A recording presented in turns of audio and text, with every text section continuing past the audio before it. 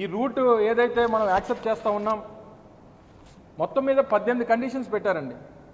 1, 2 కాదు, 4 పేజీలు పర్మిషన్ ఇస్తూ 18 కండిషన్స్ పెట్టారు. ఇందులో కొన్ని ప్రధానమైనటువంటివి మీ ద్వారా ప్రజలకు కూడా తెలియజెప్పాలి.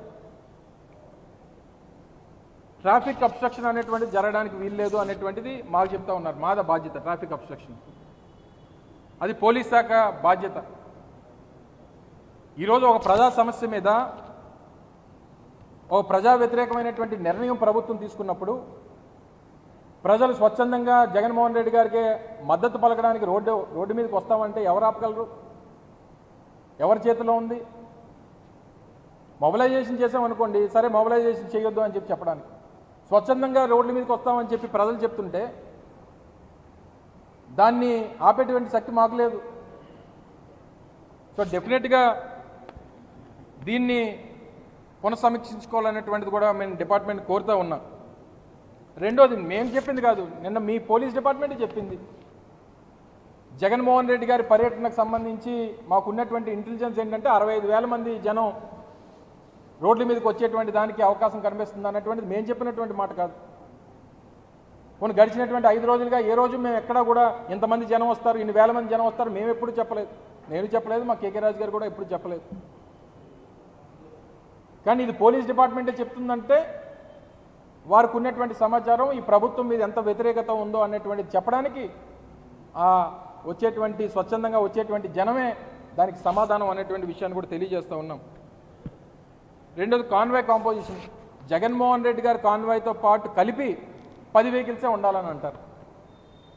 ఓ మాజీ ముఖ్యమంత్రి గారు, Z+ కేటగిరీ ఉన్నటువంటి వ్యక్తి, ప్రజాభిమానం కలిగినటువంటి నాయకుడు, సహజంగా కాన్వాయ్లోనే 10 నుంచి 12 వెహికల్స్ ఉంటాయి ఒక మాజీ ముఖ్యమంత్రి గారికి ఇచ్చేటువంటి కాన్వాయ్లో.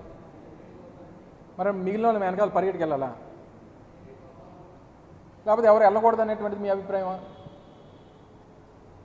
సో దీని మీద కూడా పోలీస్ డిపార్ట్మెంట్ వారు సమీక్షించుకోవాలి. ఇక మిగిలిన ఈ కేసులు పెడతాం, అది పెడతాం, వీళ్ళు వస్తే అనేటువంటి చాలా ఇష్యూస్ ఇచ్చారు. ఈ personal liability of the organiser అంటే ఎక్కడైనా ఏదైనా ఎవరికైనా దెబ్బ తగిలినా, ఎవరికైనా ఏదైనా ఇబ్బంది కలిగినా, ఏదైనా ప్రాపర్టీ డ్యామేజ్ అయినా మీదే బాధ్యత అనేటువంటిది. మీ పోలీస్ డిపార్ట్మెంట్ గడిచినటువంటి 15 మాసాలుగా జగన్మోహన్ రెడ్డి గారి పర్యటనలో వాళ్ళు వచ్చి రో పార్టీ ఏమో ఆ వ్యాన్లో కూర్చుంటారు, జగన్మోహన్ రెడ్డి గారి మీద వచ్చి జనం పడిపోతున్నా వారిని రెస్ట్రిక్ట్ చేసేటువంటి పరిస్థితి ఉండదు, వాళ్ళని సేఫ్ గార్డ్ చేసేటువంటి బాధ్యత తీసుకోరు. సో ఇవన్నీ కూడా మీరు బాధ్యత తీసుకోవాలి తప్ప, మీ పోలీస్ డిపార్ట్మెంట్ బాధ్యత తీసుకోవాలి తప్ప ఈ లైబిలిటీలన్నీ మా మీద పెడితే ఎలాగా? సో దీని మీద కూడా పునఃసమీక్షించుకోవాలి. మళ్ళీ కారూర్ స్టాంపేడ్, మొన్న విజయ్ గారి మీటింగ్లో చనిపోయినటువంటి వారి అంతటి కూడా మళ్ళీ ఇందులో మెన్షన్ చేస్తారు. అది పక్క రాష్ట్రం, అక్కడ ఉన్నటువంటి పరిస్థితులు, వారు ఏ రకంగా చేసుకున్నారు అనేటువంటిది, ఏ రకంగా పర్మిషన్స్ ఇచ్చుకున్నారో, అది ఇన్సిడెంట్ ఎలా జరిగింది అనేటువంటిది అక్కడ ఉన్నటువంటి ప్రభుత్వాలు, అక్కడ ఉన్నటువంటి వారు చూసుకుంటారు. ఒకవేళ ఇదే రాసినప్పుడు మరి చంద్రబాబు నాయుడు గారు రాజమండ్రి పుష్కరాలకు వెళ్ళినప్పుడు 29 మంది చచ్చిపోయారు అనేటువంటిది కూడా రాయాల్సింది. లేదా కందుకూరులో మీటింగ్ పెట్టినప్పుడు 9 మంది చచ్చిపోయారు అన్నప్పుడు అప్పుడు ఆ పాయింట్ కూడా రాయాల్సింది. చంద్రబాబు నాయుడు గారు పాయింట్ కూడా, మంగళగిరిలో 3 చనిపోయినప్పుడు ఆ పాయింట్ కూడా రాయాల్సింది. ఒక కారూరులో విజయ్ గారి మీటింగ్లో జరిగినటువంటి ఇన్సిడెంట్ మాత్రం ఎందుకు రాశారు? మళ్ళీ ఇంకొకటి ఏంటంటే ఫైనల్గా మొన్న పల్నాడు జిల్లా పర్యటనకు వెళ్ళినప్పుడు సింగయ్య అనేటువంటి వ్యక్తి మరణించాడు, జగన్మోహన్ రెడ్డి గారి కాన్వాయ్లో క్రష్ అయిపోయాడు అన్నట్టు. ముందు రోజేమో ఐజీ, అక్కడ ఉన్నటువంటి ఎస్పీ ఏమో మామూలుగా చనిపోయాడు, వేరే పక్క రోడ్లో చనిపోయాడు అని చెప్పని అన్నారు.